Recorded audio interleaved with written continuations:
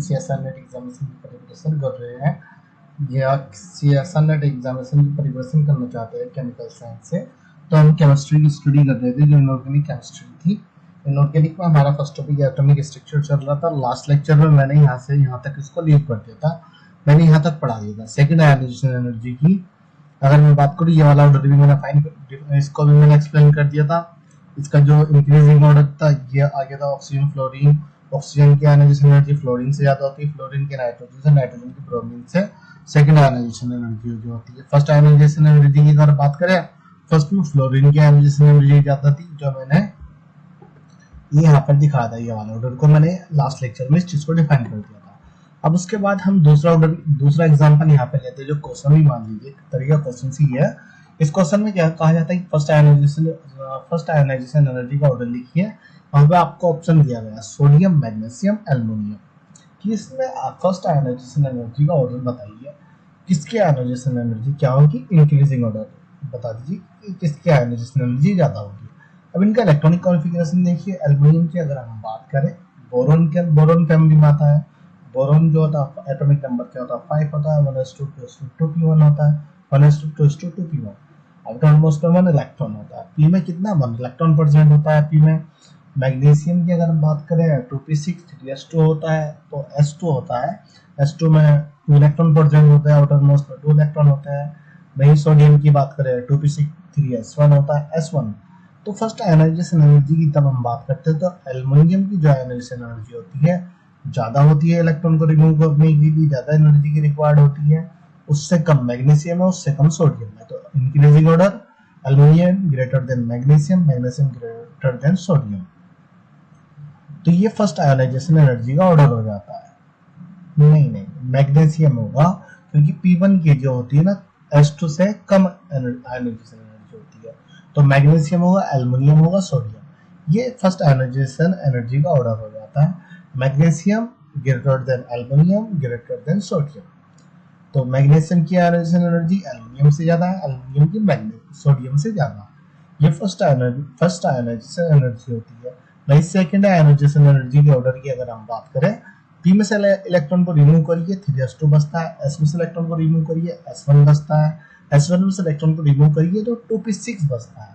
अब हमने जो इलेक्ट्रॉनिक कॉन्फ़िगरेशन पढ़ा था, full field greater than half filled, half filled greater than more than half filled, more than greater than less than half filled, less than greater than NS2 greater than NP1, NP greater than NP1। मैंने last lecture में बहुत अच्छे से explain किया था, पिछला lecture देख लीजिए आप। तो सोडियम सेकंड आयोनाइजेशन एनर्जी में सोडियम की आयोनाइजेशन एनर्जी ज्यादा होती है। फिर उसके बाद sodium greater than aluminium greater than magnesium होगा। ये वाला ऑर्डर वहां पर आ जाएगा सेकंड आयोनाइजेशन एनर्जी में। N greater than aluminium greater than magnesium. Sodium को रिमूव करने के लिए ज्यादा अब आयोनाइजेशन एनर्जी की रिक्वायर्ड पड़ेगी, तो सोडियम की आयोनाइजेशन एनर्जी ज्यादा हो जाएगी, मैग्नीशियम की आयोनाइजेशन एनर्जी सबसे कम हो जाएगी। या E2 E1 भी दे सकता है। तो E2 आयोनाइजेशन एनर्जी की अगर हम बात करें, E2 greater than E1। E2 की आयोनाइजेशन एनर्जी क्या है? E1 से ज्यादा है।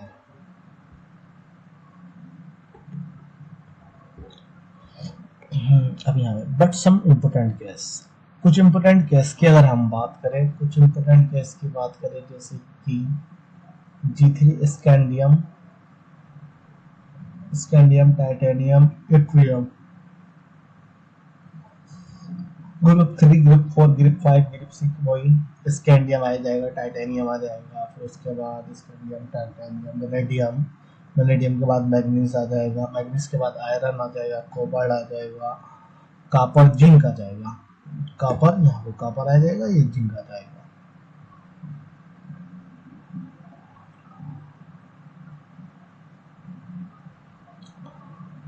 अब उसमें कह रहा है कि सम इम्पोर्टेंट अगर बात करें कि आयोनाइजेशन एनर्जी जो होती है लेफ्ट टू राइट जाने पर डिक्रीज होती है, क्योंकि एटम का साइज जो इंक्रीज हो रहा है तो आयोनाइजेशन एनर्जी डिक्रीज हो रही है। अब जब अप से डाउन की साइड जाती है तो एटम का साइज इंक्रीज होता है, तो आयोनाइजेशन एनर्जी क्या होती है? डिक्रीज होती है। जब डाउन से अप की ओर जाती है, एटम का साइज डिक्रीज होता है तो आयोनाइजेशन एनर्जी इंक्रीज होती है। नॉर्मली केस में ये होता है। नॉर्मली कंडीशन जो होती है कि एटम का साइज इंक्रीज हो रहा है तो आयोनाइजेशन एनर्जी क्या हो रही है, डिक्रीज हो रही है। एटम का साइज स्मॉल हो रहा है तो आयोनाइजेशन एनर्जी क्या हो रही है, इंक्रीज हो रही है।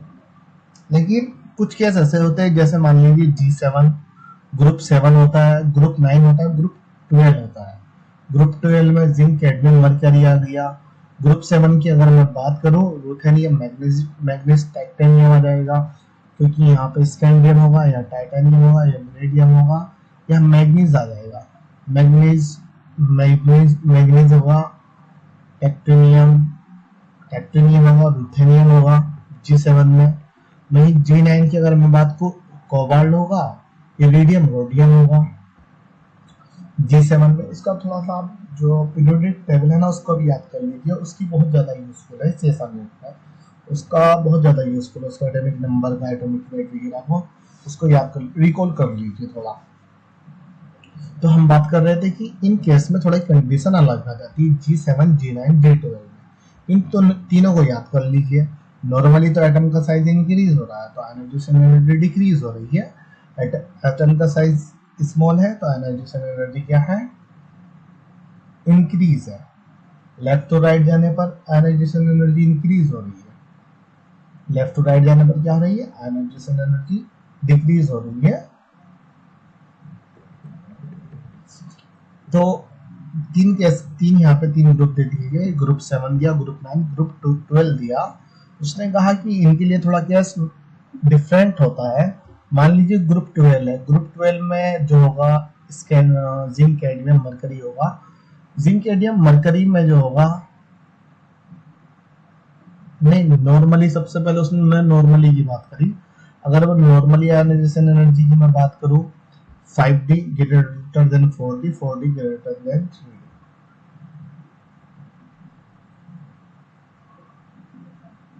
नॉर्मली में आयनाइजेशन एनर्जी अप डाउन जाने पर डिक्रीज हो रही है। तो 3D की आयनाइजेशन एनर्जी सबसे ज्यादा होगी, 3D के बाद 4D होगा, 4D के बाद 5D होगा। तो 5D की आयनाइजेशन एनर्जी सबसे कम होगी, 3D की आयनाइजेशन एनर्जी सबसे ज्यादा होगी। ठीक है। लेकिन G12 की जब वो बात करता है, जब वो G12 में आता है, G12 में वो क्या आता है, 5D जो होता है, 5D की एनर्जी 3D से ज्यादा होती है, 3D की एनर्जी एनर्जी 4D से ज्यादा होती है। ये किसकी, G12 के लिए कंडीशन लगा देता है कि 5D की एनर्जी 3D से ज्यादा है, 3D की 4D से ज्यादा है। 5D greater than 3D greater than 4D। ये G12 के लिए। जिंक, कैडमियम, मरकरी के लिए ये वाला, मरकरी की आयनाइजेशन एनर्जी कैडमियम से ज्यादा है, कैडमियम वो जिंक से ज्यादा है, जिंक की कैडमियम से ज्यादा है। इलेक्ट्रॉन को रिमूव करने के लिए सबसे ज्यादा एनर्जी की रिक्वायर्ड मरकरी में होगी, सबसे कम जिंक में होगी। अब ग्रुप 7 की बात करते हैं, रूथेनियम, मैग्नीज, रूथेनियम, टेक्टिनियम की बात करें तो इसके लिए जो रूल दिया जाता है, रूथेनियम की आयनाइजेशन एनर्जी, रूथेनियम में जो आयनाइजेशन एनर्जी की नीड होती है सबसे ज्यादा होती है, मैग्नीज की उस रूथेनियम से कम होती है, टेक्टिनियम की सबसे कम होती है। तो यहाँ पे भी 5D greater than 3D greater than 4D। तो 5D greater than 3D greater than 4D। पहले रूथेनियम आ जाएगा, 5D ग्रुप का एलिमेंट्स की आयनाइजेशन एनर्जी इलेक्ट्रॉन को रिमूव करने के लिए सबसे ज्यादा इसमें एनर्जी रिक्वायर्ड होती है, फिर मैग्नीज में, फिर टेक्टिनियम में। इसी प्रकार ग्रुप 9 की बात करें हम, ग्रुप 9 में इरिडियम होगा, कोबाल्ट होगा, रोडियम होगा। इरिडियम 5D ग्रुप का एलिमेंट है, कोबाल्ट 3D का है, रोडियम 4D का। वो सेम कंडीशन होगी, इरिडियम की आयनाइजेशन एनर्जी कोबाल्ट से ज्यादा होगी, कोबाल्ट की रोडियम से। अब देखिए 5D greater than 3D greater than 4D। Group 7, group 9, group 12 के लिए याद रखना है। ग्रुप 12 में कौन सा एलिमेंट चाहिए याद रखना है, कैडमियम है, जिंक है, जिंक, कैडमियम, मरकरी है। जिंक 3D का है, कैडमियम 4D का है, मरकरी 5D का, ये भी याद रखना है। इसी प्रकार ग्रुप 7 के एलिमेंट को भी याद रखना है, रूथेनियम, मैग्नीज, टेक्टिनियम। मैग्नीज ग्रुप 7 का एलिमेंट्स है, या मैग्नीज ग्रुप का है। इसी प्रकार ग्रुप 9 का कोबाल्ट है, कोबाल्ट की पूरी फैमिली याद रखनी है। कोबाल्ट आता है, इरिडियम, रोडियम आता है, इरिडियम आता है। तो ये सारी चीजें आपको याद करनी पड़ेगी, तभी मतलब रिकॉल कर लीजिए, तभी क्वेश्चन सॉल्व करना इजी हो जाएगा, क्योंकि क्वेश्चन ये इसी में से पूछ लेगा। मान लीजिए यहाँ पे तुमने ऑप्शन में यहाँ पे वो दे दिया रुथेनियम, मैग्नीज, टाइटेनियम, अलग अलग चार चार डिफरेंट डिफरेंट टाइप के लिख दिए। अब उसने कहा कि अब इनका आयनाइजेशन एनर्जी का ऑर्डर लिख दीजिए, किसकी आयनाइजेशन एनर्जी ज्यादा है, किसकी कम है। अब तुम्हें तभी तभी ये नाम भी याद हो गया आपको, और क्या कहते हैं उसको, एलिमेंट्स भी याद हो गए, ग्रुप भी याद होगा, तो क्वेश्चन सॉल्व करना इजी हो जाएगा। तो तीनों को नॉर्मली याद कर लीजिए, 5d greater than 3d greater than 4d। और वैसे अगर हम बात करें तो साइज इंक्रीज हो रहा है तो आयनाइजेशन एनर्जी डिक्रीज हो रही है। नॉर्मली कैसे होता है, 3d greater than 4d greater than 5d, ये वाला होता है। ये नहीं होता, साइज बढ़ रहा है तो एनर्जी क्या हो रही है, डिक्रीज हो रही है। Ionisation energy increase for removal the electron from outermost. उसने ये कहा कि आयनाइजेशन एनर्जी जो होती है इलेक्ट्रॉन को रिमूव करने के लिए जो यूज होती है आउटर मोस्ट सेल में से, उसे हम आयनाइजेशन एनर्जी कहते हैं। यहाँ पे क्वेश्चंस दूसरा देती है, यहाँ पे क्वेश्चन दिए, क्वेश्चन को मैं नेक्स्ट लेक्चर में पूरे क्वेश्चन सारे क्वेश्चन सॉल्व करा दूंगा। मेन पॉइंट की यहाँ पे हम बात करते हैं कि साइज डिक्रीज हो रहा है तो आयनाइजेशन एनर्जी इंक्रीज हो रही है, जेड इफेक्ट इंक्रीज हो रहा है। साइज इंक्रीज हो रहा है तो आयनाइजेशन एनर्जी क्या हो रही है, डिक्रीज हो रही है, जेड इफेक्ट भी डिक्रीज हो रहा है। क्योंकि साइज इंक्रीज हो रहा है तो इलेक्ट्रॉन इजीली रिमूव हो जाएंगे, इजीली निकल जाएंगे। एस ग्रुप में भी ऐसा होता है, डी ग्रुप में भी, पी ग्रुप में भी। यहाँ पर उसने एलिमेंट्स लिख दिए, डी ग्रुप के एलिमेंट्स लिखी, एस ग्रुप के लिथियम, सोडियम, पोटेशियम और रुबिडियम, सीजियम हो गया। फिर उसके बाद S2 की बात करें, बेरिलियम हो गया, मैग्नीशियम हो गया, कैल्शियम हो गया, और दो एलिमेंट्स हो गए, सीजियम है। तो ये सारे एलिमेंट डी ग्रुप में scandium, titanium, vanadium, manganese, iron, cobalt, copper, zinc. फिर उसके बाद उसकी पूरी फैमिली के एलिमेंट्स याद कर लीजिए। ये ग्रुप 7 है, ग्रुप 5 है, ग्रुप 6 है, ग्रुप 12 है। इस तरीके से भी उनको याद करिए। फिर ग्रुप के एलिमेंट को भी 13 ग्रुप का एलिमेंट कौन सा है, एल्युमिनियम हो गया, बोरॉन फैमिली एल्युमिनियम हो गया, बोरॉन फैमिली का हो गया। फिर 14, 15, 16, 17, 18 ग्रुप के elements, boron, nitrogen, oxygen, fluorine. ये सारे मतलब याद कर लीजिए इनको, अगर नहीं है तो फिर मैं बता देता हूँ, कोई दिक्कत नहीं है उससे। कि लेफ्ट टू राइट जाने पर आयनाइजेशन में जो डिक्रीज हो रही है, अप टू डाउन जाने पर भी डिक्रीज हो रही है, लेकिन डाउन टू अप जाने पर इंक्रीज हो रही है। लेकिन डी ग्रुप के कुछ केस में ऐसा नहीं होता है, कुछ केस में 5d greater than 3d greater than 4d वाला रूल फॉलो हमें करना है। यहाँ पे उसने कुछ पॉइंट यहाँ पे लिखे, noble gas completely filled, electronic configuration therefore है हाई इलेक्ट्रॉन। तो जो चीज मैंने सबसे शुरू में दिखाई थी ना, full filled greater than half filled या लेस देन हाफ फील्ड, तो नोबल गैस की आयनाइजेशन एनर्जी इसलिए ज्यादा है क्योंकि वो फुल फील्ड है। पॉजिटिव कैरेक्टर इंक्रीज या metallic character increase, then ionisation energy decrease. Positive character increase हो रहा है, पॉजिटिव का मतलब कह रहा है वो पॉजिटिव चार्ज को नहीं बोल रहा है, वो पॉजिटिव कैरेक्टर को बोल रहा है। पॉजिटिव चार्ज इंक्रीज हो रहा था, आयनाइजेशन एनर्जी क्या हो रही है, इंक्रीज हो रही है। क्यों हो रही है, क्योंकि साइज स्मॉल होता जा रहा है। जैसे पॉजिटिव कैरेक्टर बढ़ रहा है, इलेक्ट्रॉन निकलते जा रहा है, तो साइज ऑटोमेटिकली डिक्रीज होता जा रहा है। तो पॉजिटिव कैरेक्टर की बात कर रहा है, पॉजिटिव चार्ज की बात नहीं कर रहा है। तो पॉजिटिव कैरेक्टर इंक्रीज या मेटालिक कैरेक्टर इंक्रीज तो आयनाइजेशन एनर्जी डिक्रीज। जैसा मैंने बताया था, नॉन मेटालिक की आयनाइजेशन एनर्जी मेटालिक की कंपैरिजन में ज्यादा होती है, मेटालिक की कम होती है। अब एस से पी की ओर जाने पर मेटालिक कैरेक्टर क्या होता है, डिक्रीज होता है, इंक्रीज तो नहीं होता। पी ग्रुप का मेटालिक कैरेक्टर एस ग्रुप के कंपैरिजन में कम होता है। डी का एस के कंपैरिजन में, डी का मेटालिक कैरेक्टर पी के कंपैरिजन में ज्यादा होता है। तो मेटालिक कैरेक्टर इंक्रीज हो रहा है तो आयनाइजेशन एनर्जी डिक्रीज हो रही है। ये डिफरेंट भी समझ लीजिए। Reactivity of metal in gaseous phase increase then ionisation energy decrease. उसने कहा कि रिएक्टिविटी, मान लीजिए मेटल की रिएक्टिविटी जो होती है इंक्रीज हो रही है तो आयनाइजेशन एनर्जी डिक्रीज हो रही है। रिएक्टिविटी का मतलब वही हुआ, मान लीजिए किसी मॉलिक्यूल की रिएक्टिविटी ज्यादा है तो उसकी आयनाइजेशन एनर्जी क्या होगी, उसमें एनर्जी कम होगी क्योंकि वो लेस स्टेबल होगा। जब लेस स्टेबल होगा तो इलेक्ट्रॉन बहुत इजीली इजीली निकल जाएंगे। जब इलेक्ट्रॉन इजीली निकल जाएंगे तो वही हुआ, इलेक्ट्रॉन को कम एनर्जी की रिक्वायर्ड पड़ रही, तो एनर्जी कम हो गई। मेटालिक कैरेक्टर इंक्रीज तो ionisation energy decrease, reactivity increase तो आयनाइजेशन एनर्जी डिक्रीज। रिएक्टिविटी किसी भी एलिमेंट की रिएक्टिविटी इंक्रीज हो रही है, इंक्रीज का मतलब हो रहा है कि वो अनस्टेबल हो रहा है। रिएक्टिविटी इंक्रीज तो स्टेबिलिटी डिक्रीज हो रही है, और एनर्जी नॉर्मली तो एनर्जी हाई हो रही है, इसकी एनर्जी हाई हो गई, इसलिए रिएक्टिविटी क्या हो रही है भाई, रिएक्टिविटी इंक्रीज हो रही है उसकी रिएक्ट।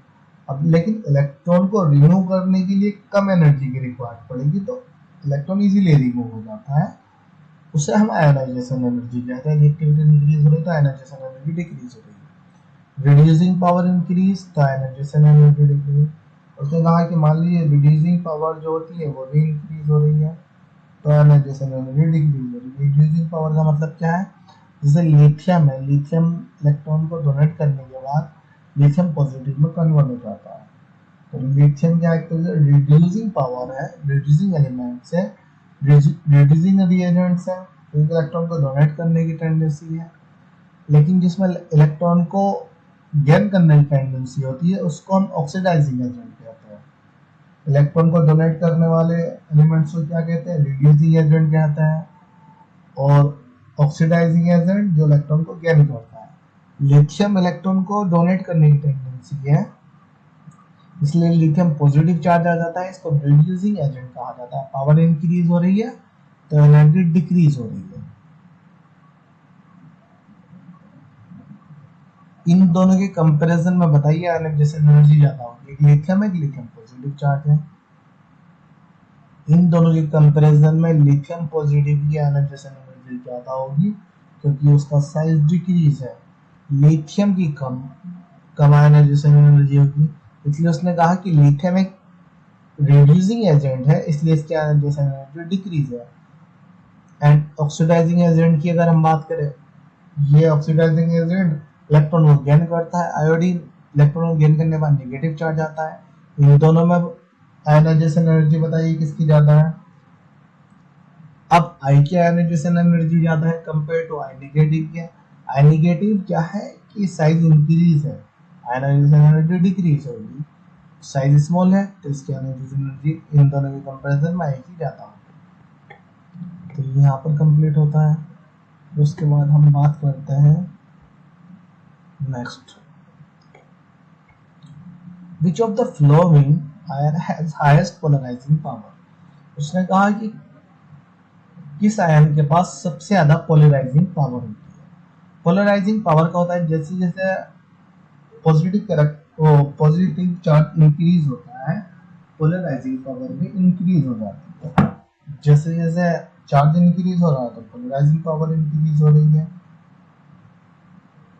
चार्ज इंक्रीज को होने पर या न्यूक्लियर चार्ज इंक्रीज होता है, न्यूक्लियर पावर इंक्रीज होती है, न्यूक्लियर चार्ज इंक्रीज होता है, जब भी क्या हो रही है, पोलराइजिंग पावर इंक्रीज हो रही है। यहाँ पे लिखा हुआ है हमने, मान लीजिए which of the following has polarising power, sodium, calcium, manganese. MN MN पे 3 चार्ज दिए, एक पे 2, एक पे सिंगल चार्ज, एक पे सिंगल चार्ज। बता दिए रिड्यूसिंग पावर, मैग्नीज की सबसे ज्यादा रेडिएशन पावर होगी, फिर Mn2 की होगी। कैल्शियम तथा सोडियम का एटॉमिक नंबर के बेस पर डिफाइन कर लीजिए।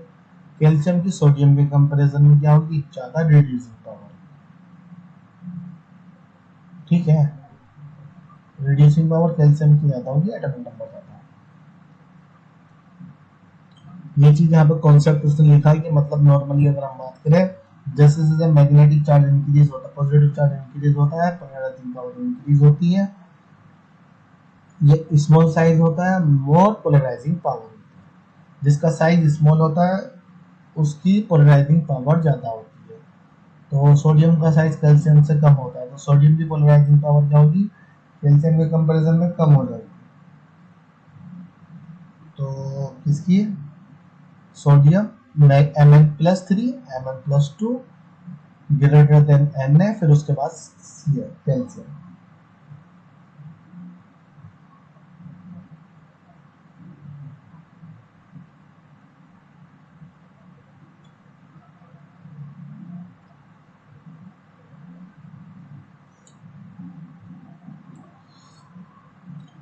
अब उसने यहाँ पे थोड़ा नीचे लिखा हुआ है पोलराइजिंग पावर स्मॉल साइज होता है, उसकी पोलराइजिंग पावर इंक्रीज होती है।